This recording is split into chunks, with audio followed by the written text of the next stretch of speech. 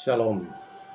Kembali lagi bersama saya di sini, Pastor Samuel Asaria Rapa dalam program Rema. Dan di sini kita membahas bersama-sama akan firman Tuhan dari kitab Kejadian sampai Wahyu.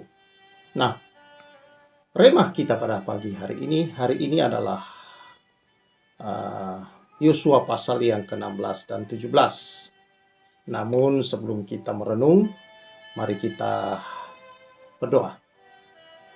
Bapa Surgawi, sumber kehidupan dan berkat kami yang memberikan dirinya ke dalam kehidupan kami dalam Roh Kudus.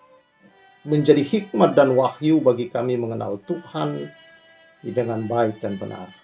Membuat mata hati kami semakin terang untuk kami mengerti segala anugerah Tuhan dalam kehidupan ini. Terima kasih berkat-Mu atas umat-Mu melalui firman-Mu. Amin. Saudara-saudara yang saya kasihi di dalam Tuhan Yesus Kristus. Yosua pasal yang ke-16 dan pasal yang ke-17 ada dua ayat, satu ayat masing-masing. Ini berbicara tentang pembagian, akan masih dalam rangka pembagian tanah perjanjian itu kepada suku-suku Israel. Nah, di dalam ayat yang ke-10 pasal 16 dikatakan begini. Tetapi orang Kanaan yang diam di Gezer tidaklah dihalau mereka. Jadi orang Kanaan itu masih tetap tinggal di tengah-tengah suku Efraim sampai sekarang, tetapi menjadi budak Rodi. Demikian juga dalam ayat 17. Dikatakan demikian. Pasal 17 ayat 12. Tetapi Bani Manasye tidak dapat menduduki kota-kota itu, sebab orang Kanaan berhasil untuk tetap diam di negeri itu. Setelah orang Israel menjadi kuat, orang Kanaan itu dibuatnya menjadi orang Rodi, tetapi tidaklah sama sekali mereka itu dihalaunya. Nah, saudara-saudara yang saya kasihi di dalam Tuhan Yesus Kristus. Dalam bagian firman Tuhan ini kita melihat, dan kalau kita balik ke belakang, bahwa perintah Tuhan saudara-saudara adalah supaya bangsa ini menumpas orang-orang yang ada di Kanaan, merebut. Tetapi saudara-saudara, rupanya mereka tidak melakukan dengan seluruhnya 100%. Mereka masih membiarkan orang-orang Kanaan itu ada di sekeliling mereka. Ya, mereka berpikir bahwa nah apa-apalah, yang penting mereka tidak mengganggu. Dan apa yang mereka lakukan, saudara?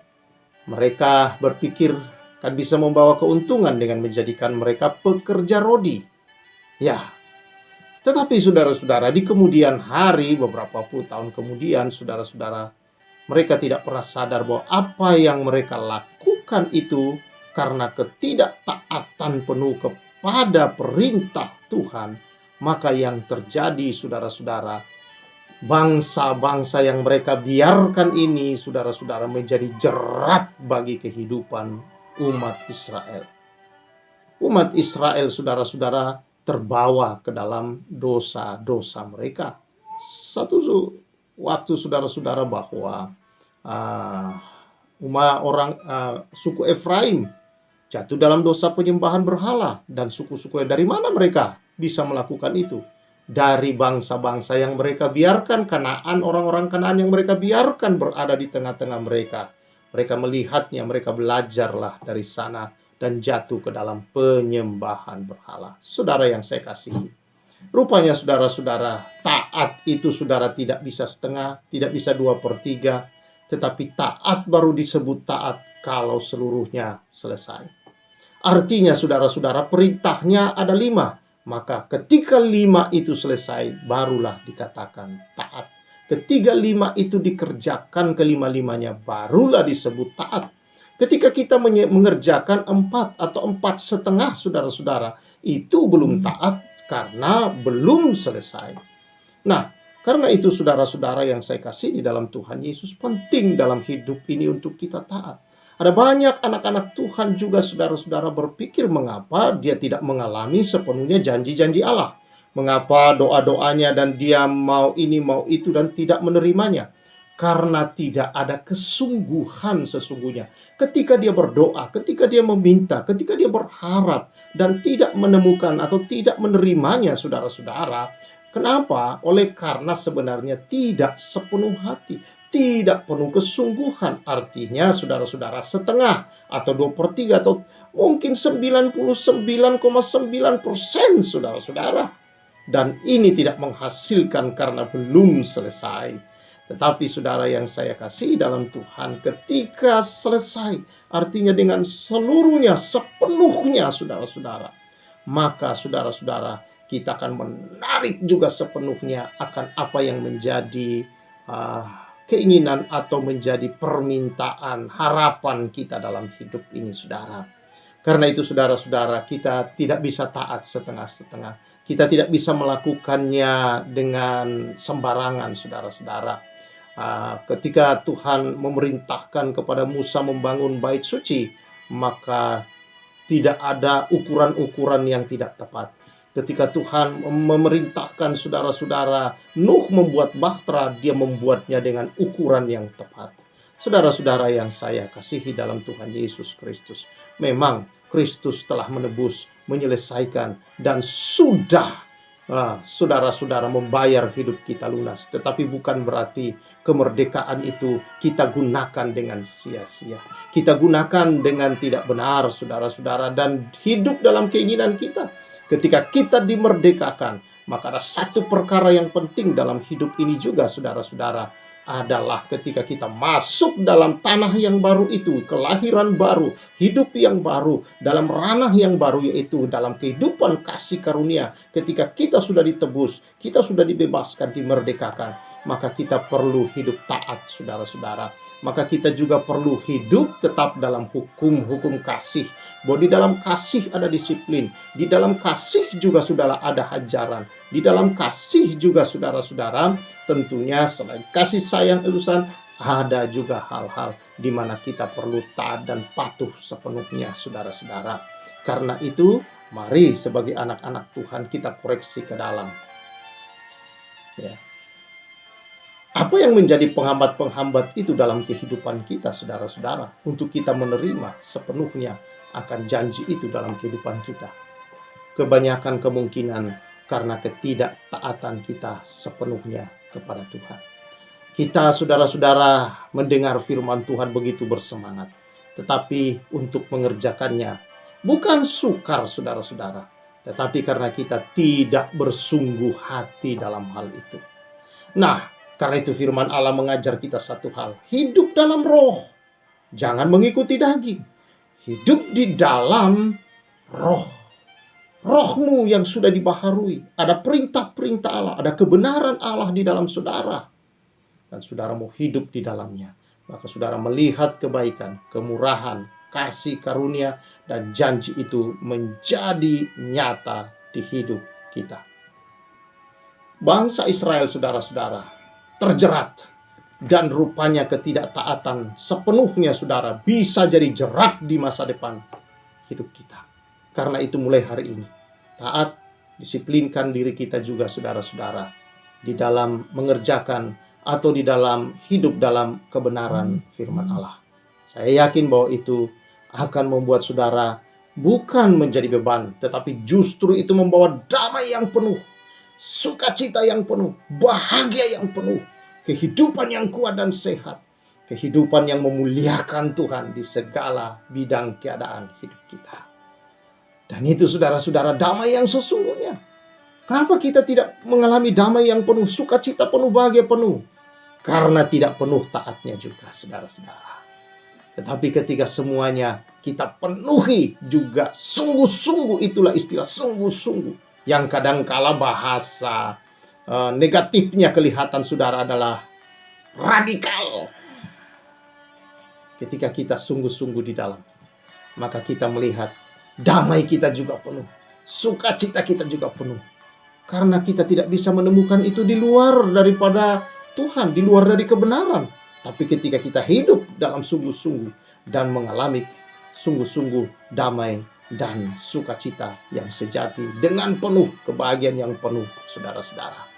Puji Tuhan, kiranya kebenaran ini saudara mengantar kita untuk tidak terjerat di masa depan kita dengan berbagai kesusahan-kesusahan. Karena mulai hari ini kita belajar dan kita hidup dalam ketaatan kepada Tuhan.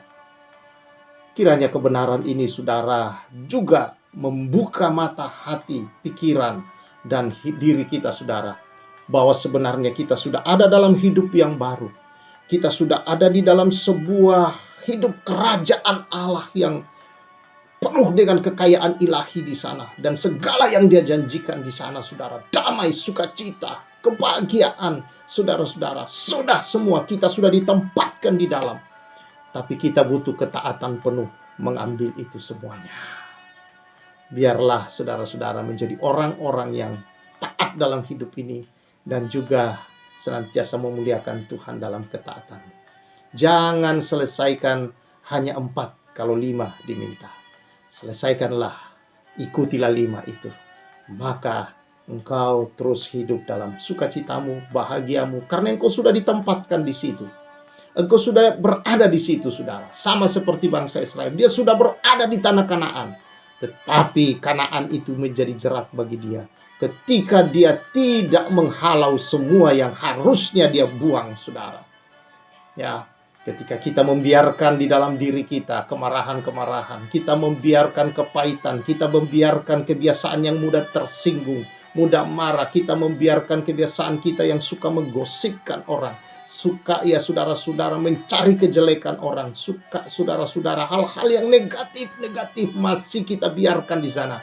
Percayalah akan jadi jerat dan membuat semua berkat-berkat di hidupmu akan lari daripadamu.